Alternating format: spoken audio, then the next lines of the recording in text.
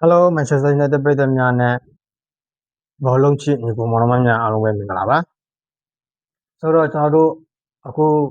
အကောင်လုံးသိပြီးသားပေါ့လေနောက်ရသည်ကြားလို့ရှိရင်ကာလောကက်ရှမီရိုရဲ့အတင်အထွက်တော့မယ်ဒီနေရာမှာစားထိုးဖို့တဲ့ကစားသမားရှာဖို့တော့ကိုယ်လေးကစားသမားရှာဖို့တော့အသေးအတန်ထောက်ထားတယ်ပေါ့လေဒီထဲမှာအတင်းကကြိုက်တဲ့ကစားသမားတွေအများကြီးရှိတယ်ဒူငေပိုင်းဆိုင်ရာတွေအကုန်လုံးကိုအတင်းကကြိုက်တယ်ကျွန်တော်တို့ဘောခွင့်တွေကကြိုက်တယ်အသက်ငယ်တဲ့ကစားသမားတွေအကုန်လုံးကိုကြိုက်တယ်Elliot Anderson တို့နော် Anderson တို့ Tonali အဲ့တဲ့ Water ဘာညာစမကလာဒီကောင်လေးတွေကိုပြန်လိုချင်တယ်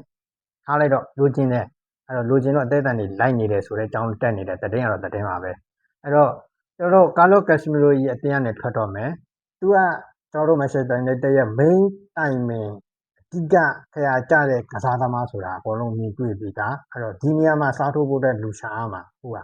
အဲ့တော့ဒီနေရာမှာစားဖို့တဲ့ Carlo Casemiro ကိုယ်တိုင်ကဘသူကောင်းဆုံးလဲဆိုတာကိုသူ့ကိုကြံတောင်းတော့သူက recommend ပေးတဲ့ကစားသမားတစ်ယောက်ရှိတယ်သူက Bruno Guimaraes ဘာရဇီးနိုင်ငံသားသူ့နိုင်ငံသားမို့လို့သူ recommend ပေးတာလားဒါဒီလိုတော့မဖြစ်နိုင်တော့ဘူးအဲ့တော့အတက်ကတော့ကြည်ပြီး28နှစ်အခုလက်ရှိ Newcastle အသင်းမှာအသင်းကောင်းဆောင် Bruno Guimaraes လူတိုင်းသိပါတယ် Premier League မှာလည်းတော်တော်လေးဝါတွေတပါတွေရှိတယ်အတွေ့အကြုံတွေအများကြီးရှိတယ် Premier League ထဲမှာ Newcastle အသင်းရဲ့လက်ရှိအသင်းကောင်းဆောင်ဘာရဇီးမှာဆိုလို့ရှိရင်လည်းသူကဒုတိယကာလိုကက်စမီရိုပြီးရင်သူကဘာရဇီးနိုင်ငံရဲ့ဒုတိယအသင်းကောင်းဆောင်အဲ့တော့အခုအသင်းကတော့ရောက်ပြီးတော့ဆွေးနွေးတယ်ပထမတော့ရောက်ပြီးဆွေးနွေးတယ်တိုင်ပင်ကြည့်တယ်ဒါမှမဟုတ်လည်းခေါင်းရိပ်တယ်အဆင်ပြေတယ်ပုံပြီးသွားပြီအဲ့တော့ဇီးကလည်း100မကျော်ဘူးဗျာ80 80ကျော်80ပေါ့80ကနေ80ကျော်ဒီကြားထဲမှာညှိလို့ရတယ်အဲ့တော့အခုအသင်းကအကုန်လုံးဆွေးနွေးပြီးတော့မှအခုစိတ်ပြောင်းသွားပြီ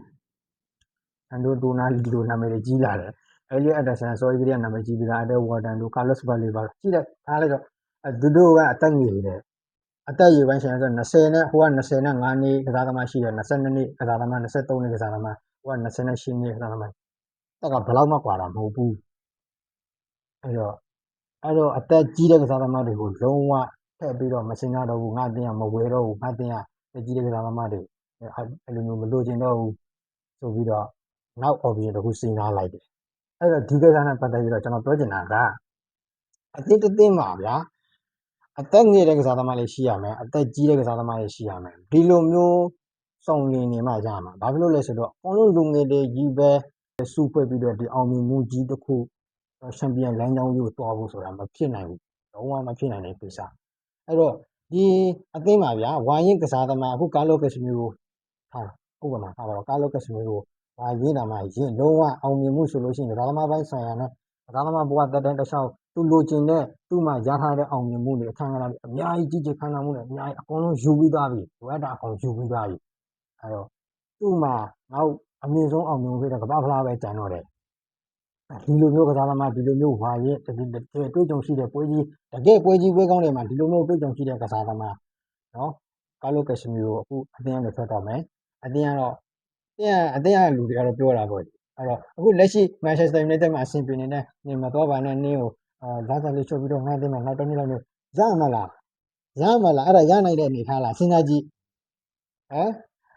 ကစားသမားဘဝမှာအောင်မြင်မှုဟူသမျှတို့အကုန်လုံးကိုသိမ့်ပိုက်ဖူးတဲ့ကစားသမားဗျာအသက်ကြီးလာလို့ဘောလုံးကစားနိုင်ပဲနဲ့နားတော့မဲ့အနေထားမှာဘယ်ဟာအရေးကြီးတာလဲသူတို့သိအောင်ကျွန်တော်လူပိန်းတောင်သိတယ်ဗျာတက်ကြီးလာပြီငါလုံးနိုင်တော့ရှင်ငါမပတ်ဆိုင်အများကြီးရှိဖို့လိုတယ်အဲ့ဒီကြောင့်မို့ငါပတ်ဆိုင်အများကြီးလိုတယ်အဲ့လိုမျိုးအရေးရှိနေတဲ့လူကိုမှငါအတင်းမှာလောက်စားလေးနင်းပပလေးရှော့ယူပြီးတော့ငါအတင်းနောက်တစ်နှစ်နေပေးပါရမယ်ကိစ္စလားအဲ့ဒါအုံနောက်ရှိရင်တွေးလို့ရတယ်အဲ့တော့မနေဘူးသွားမယ်အခုအင်တာမယာမင်ကဝယ်ခန်းလာမယ် A7 အင်တာမယာမင်ကပေးတယ်ဒေးဗစ်ဘက်ခမ်ပိုင်တဲ့အင်တာမယာမင်အတင်းပေးတယ်တိုက်တဲ့လောက်တောင်းပေးတယ်ဆော်ဒီဘရိုလီသွားမလားပေးတယ်ဆော်ဒီဘရိုလီကပေးတယ်နော်မင်းအဲ့ထက်မြင့်တဲ့လာကတောင်းနေတယ်ပေးဦးမှာခရစ္စတီယာနိုရိုနယ်ဒိုဝီရှိတာကမမြင်ဘူးလားတက်ကြီးပြီငါကစားနိုင်တဲ့အချိန်ငါ့မှာပတ်သက်လို့တယ်ငါ့မှာဝင်ဘတ်ဂျက်ကောင်းစုမိလို့လိုတယ်လေအခုခရစ္စတီယာနိုရိုနယ်ဒိုဆော်ဒီမှာရနေတဲ့လာစာမျိုးလိုတယ်လေဘွားမှာ အဲ့တော့ရိုးချင်းချင်းဘဝလေးကိုပဲတွေ့ကြည့်လိုက်ကျွန်တော်တို့အသက်ကြီးငွေလိုတယ်အဲ့တော့ဗျာဖြစ်နိုင်ချေကိုစဉ်းစားပြီးတော့နည်းနည်းပါးလေးစဉ်းစားပြီးတော့ဒီအတင်းကဆုံးဖြတ်ချက်လေးရကြပါအဲ့တော့ထားလိုက်ပါတော့အခုကားလက်ဖက်စမျိုးမရှိတော့ဘူးသူ recommend ပေးတဲ့ကစားသမားကိုလည်းမလိုချင်ဘူးအတင်းတင်းမှာတကယ့်ကိုလူငယ်တွေကြီးပဲစုဖွဲ့ပြီးတော့တကယ့်ကိုလူငယ်တွေနဲ့အကယ်ဒမီထွက်ကစားသမားလေးနဲ့တီတီတာကာလေးတွေလုပ်ပြီးတော့အောင်မြင်မှုလိုင်းချောင်းစီကိုတွားကျင်တယ်ဆိုလို့ရှိရင်တော့ Hansi Flick ကိုလှမ်းခေါ်မှရမယ် Hansi Flick ကလွယ်ပြီးကျန်တဲ့ကောင်တွေတိတ်လောက်ရတာမဟုတ်ဘူးဒီလူငယ်တွေနဲ့ပတ်သက်ပြီးတော့အဲ့တော့ Hansi Flick ကဘာစီလိုနာကိုအဲ့လိုတိဆောက်ထားတာဘာဖြစ်လို့အဲ့လိုတိဆောက်ထားလဲဆိုတော့ဘာစီလိုနာကအဲ့တုန်းကလေဝမ်ဒေါစကီတို့နော်ရာဖင်ညာဘာညာဝယ်တဲ့ပတ်စံတွေအတုံးများပြီးတော့အဲ့ဒါအဖရီယာစီးမီတွေမိပြီးတော့ငွေကြီးနဲ့ပတ်သက်ပြီးတော့အပိတ်ခံရတယ်အပိတ်ခံရတော့မရှိတာလေးတွေဆွဲတုပ်သုံးတယ် Hansi Flick ကအဲ့လိုမျိုးထုတ်သုံးပြီးတော့သုံးရင်းနဲ့တီချောင်းရင်အခုလိုမျိုးအောင်မြင်မှုလမ်းကြောင်းကိုရောက်လာတယ်ပြန်ပြီးတော့အဲ့လိုဖြစ်သွားတာဘာလို့နာအဲ့လိုမျိုးဖြစ်နေတာလားအဲ့လိုမျိုးဖြစ်နေတာလားအဲ့လိုမျိုးဖြစ်နေတယ်ဆိုလို့ချင်းအခုကိုအသိမှလည်းကစားသမားကောင်းတွေရှိပါတယ်ကျွန်တော်တို့ဒါလူငယ်ထဲမှာလည်းအများကြီးရှိတယ် Harry Ames တို့ Toby Collier တို့အသက်က20နှစ်ရှိနေပြီသုံးလို့ရပြီခေါ်သုံးရင်သုံးလို့ရပြီအဲ့သူတို့ကိုလည်းအငှားပြီးရှိတဲ့ကစားသမားတွေကိုနော်ရှိတို့ OB တို့လည်းတင်လို့ရပြီ16နှစ်ကျော်ပြီဗျာJeff Fletcher တိုင်လာ Fletcher တင်ပေးလို့ရပြီကွင်းကစားသမားတွေစကော့တလန်ကတယောက်အင်္ဂလန်ကတယောက်ဒါပေမဲ့ Fletcher တားနေရောက်တင်ပေးလို့ရပြီကိုဗီမိုင်တို့ငေါတော့ကြီးဘုံတို့ဖာနယ်တိုက်ရှိတယ်ကအဲ့တော့တဲခင်ဗျားတို့ရဲ့ချစ်တော်ရင်ပဲဆမ်းမောင်းရှိတယ်ဗျာအဲ့တော့ကျွန်တော်ပြောချင်တဲ့ point ကအသင်းတစ်သင်းမှာကိုယ်အသင်းကအရာအလုံး perfect ဖြစ်နေတဲ့အသင်းမဟုတ်တဲ့အတွက်ကြောင့်မို့လို့အသင်းတစ်သင်းမှာတကယ်ကိုဒါအသက်ကြီးပိုင်းဝိုင်းရင်ကစားသမားဒီကလေးတွေကိုအတွေ့အကြုံပိုင်းမျှဝေမဲ့ကစားသမားလိုတယ်ဒီလိုမျိုးပညာလေးမှာဝိုင်းဖလားမရဘူးရင်တော့ပညာလေးမှာဝိုင်းတပိုင်းအတွေ့အကြုံရှိတယ်ကမှအခုဆိုလို့ရှိရင်တော့ဘိုင်ယန်ဘူသိရမလားဘိုင်ယန်ဘူပညာလေးမှာအများကြီးတွေ့ကြုံရှိတယ် brand ဖို့နဲ့ကြာကြီးကစားခဲ့တယ်မာသက်ခုညာလည်း overton တင်းနဲ့ကြာကြီးကစားခဲ့တယ်ဒီလိုမျိုးတွေ့ကြုံလေးတွေရှိတယ်ဒီလိုမျိုးတွေ့ကြုံရှိဒါတန်ဖို့အရေးတင်းကစားသမားလိုတယ်မလိုဘူးဆိုတော့မရဘူးအဲ့လိုမျိုးအကျဉ်းချုပ်ပေးမဲ့လူအတင်းမှာမရှိဘဲနဲ့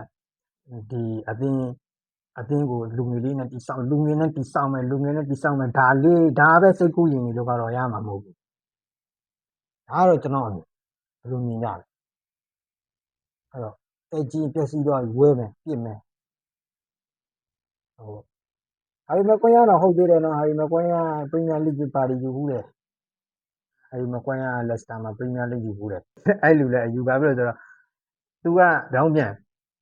မန်ချက်စတာယူနိုက်တက်မှာအရင်ရနေတဲ့လာတာ3,8000အဲ့ဒါကိုအသင်းကိုရှော့ပြီး8,000ယူပြီးမန်ချက်စတာယူနိုက်တက်မှာဆက်ပြီးတော့ညင်မဲ့အသင်းကိုတကယ်ရှင်းမြန်လို့တယ်နော်တိတ်တက်လေးကြီးစားပါအဲ့တော့သူလိုမျိုးကစားသမားကြီးရှိဖို့လိုတယ်လေငွေကြီးကိုကျွန်တော်ပြောတာမဟုတ်ဘူးအတွေ့အကြုံကိုပြောတာဝါပိုင်းသဘာပိုင်းကိုဒီကလေးတွေကိုသင်ပေးမဲ့လူတွေရဲ့အတွေ့အကြုံမျှဝေပေးမဲ့အတွေ့အကြုံပိုင်းဆိုင်ရာမျှဝေပေးမဲ့ဘယ်ပွဲကြီးမှာတော့ဟေးအောင်ရဲ့ဘယ်လိုကစားတယ်နော်ဘယ်ပွဲသေးသေးလေးမှာတော့ဘယ်လိုကစားတယ်ချန်ပီယံလိဥရောပရဲ့အမြင့်ဆုံးနေရာဘူလူပွဲကစားဘူးတဲ့ကစားသမားတွေ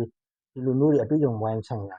မျှဝေပေးမဲ့ကစားသမားတွေလိုတယ်လို့ကျွန်တော်တို့မှရှင်းတယ်နေတက်မှာဒါနဲ့ပတ်သက်ပြီးတော့ကျွန်တော်မြင်တော့လေးဆွေးနွေးသုံးသပ်ပြတာပါဒီလူငယ်အဲ့ဒီအတက်စင်ရောအတက်ဝါတင်ရင်ခုန်နေလို့မရဘူးတကယ်ကိုဝိုင်းရင်တပါရင်တွေးကြုံရှိပြီးတော့အတွေ့အကြုံပိုင်းဆိုင်ရာကိုအတင်းပေါ်မှာမျှဝေပြီးတော့